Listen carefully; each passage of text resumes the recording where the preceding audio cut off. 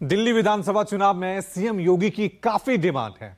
BJP के उम्मीदवार चाहते हैं कि उनके विधानसभा क्षेत्र में योगी की रैली हो। हालांकि बिजी शेड्यूल को देखते हुए 14 सीटों पर ही सीएम योगी जनसभा को संबोधित करेंगे या फिर रैली करेंगे। सीएम योगी की मांग इसलिए सबसे ज्यादा है क्योंकि बीते कई राज्यों के चुनाव में उनका स्ट्राइक रेट काफी अच्छा रहा है।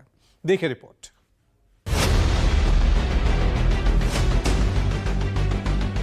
कोई ऐसी गलती मत कर देना कि जो आपस में बंटे। याद रखना, बटे तो कटे। एक है तो सेफ है और बटे थे तो कटे थे। जब भी जाति के नाम पर, क्षेत्र के नाम पर, भाषा के नाम पर बंटे हैं तो निर्ममता से कटे भी हैं।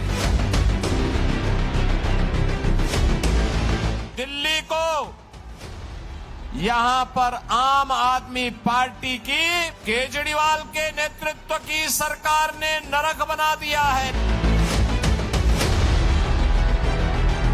दिल्ली के अंदर अराजकता को बढ़ावा देने का काम इन्होंने किया है। आम आदमी पार्टी ने एक सुनियोजित साजिश के अंतर्गत बांग्लादेशी घुसपैठियों को, रोहिंग्या को जरूर बसाने का काम किया है। चुनाव लोकसभा का हो, चुनाव विधानसभा का या फिर चुनाव निगम का, जब सीएम योगी प्रचार की कमान संभालते हैं तो नतीजों में इसका असर साफ दिखाई देने लगता है। और बीते कुछ समय से कई राज्यों के विधानसभा चुनाव के नतीजों ने यह साबित भी किया कि योगी जब जब चुनावी मैदान में उतरे तो कैसे उन्होंने हारी हुई बाजी को जीत में बदल दिया।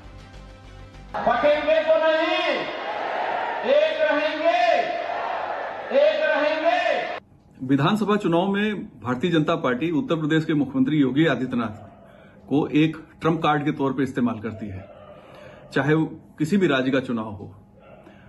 दिल्ली के चुनाव में भी 14 सीटों पर योगी जी के भाषण होने हैं। अब योगी जी की डिमांड क्यों ज्यादा होती है? क्योंकि उनका भाषण सीधा, सरल और फोकस किए हुए होता है।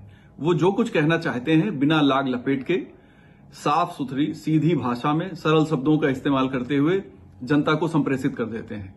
और ये जो इनकी कला है, ये इनको एक अलग एक्स फैक्टर देती है। दिल्ली में सीएम योगी के जनसभा की भारी डिमांड है।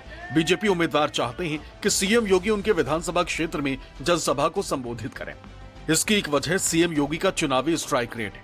वो जिस सीट पर प्रचार करते हैं वहां से उम्मीदवार की जीत पक्की मानी जाती है। स्ट्राइक रेट भी इसी तरफ इशारा करता है। अगर कुछ महीने पहले हुए महाराष्ट्र विधानसभा चुनाव की बात करें तो यहां सीएम योगी ने 24 विधानसभा सीटों पर प्रचार किया था, जिनमें से महायुति उम्मीदवारों को 22 सीटों पर जीत मिली। इससे पहले हरियाणा के विधानसभा चुनाव हुए थे।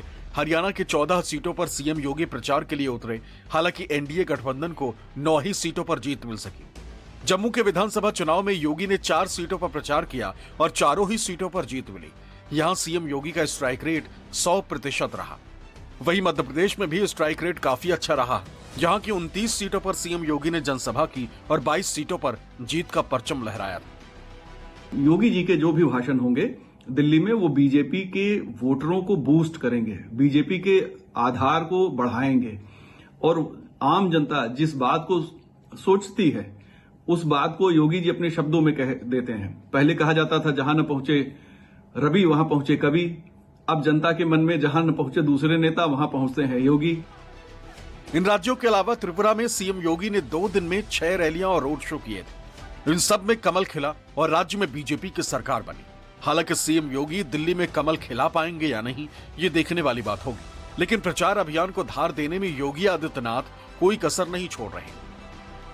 त्रिवेणी में जल बहुत शुद्ध है। नमामि गंगे परियोजना का लाभ वहां लिया गया, लेकिन दिल्ली के अंदर यमुना की शुद्धि हो, इसके बारे में कभी कोई चिंता से अरविंद केजरीवाल ने और उनकी टीम ने नहीं किया। मैं पूछना चाहता हूं और मैं उनसे चुनौती भी देता हूं, जैसे उत्तर प्रदेश के प्रयागराज की त्रिवेणी में उत्तर प्रदेश सरकार के सभी मंत्रियों ने कल मेरे साथ डुबकी लगाई है। अरविंद जी, एक दिन आप भी अपने मंत्रियों के गिरोह को लेकर के जाइए और यमुना जी में डुबकी तो लगाइए थोड़ा। नमामि गंगे प्रोजेक्ट के तहत पिछले 10 सालों में 20,000 करोड़ खर्च दिया और इलाहाबाद हाईकोर्ट ने कहा कि सिर्फ पैसे बांटने भर की मशीन बन के रह गई है और कोई सफाई नहीं हुई।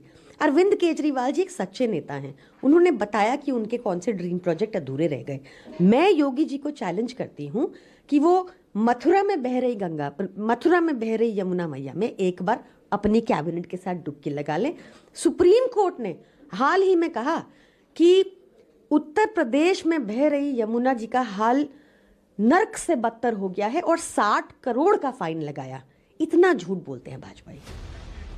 किराड़ी के जनसभा में सीएम योगी ने भले ही बटेंगे तो कटेंगे के नारे का जिक्र नहीं किया, लेकिन हरियाणा महाराष्ट्र में सीएम योगी इस नारे को प्रमुखता से उठाते रहे। शायद यही वजह है कि अब दिल्ली चुनाव में योगी भले ही इस पर कुछ खास ना बोले, लेकिन असर जरूर दिखाई दे रहा है।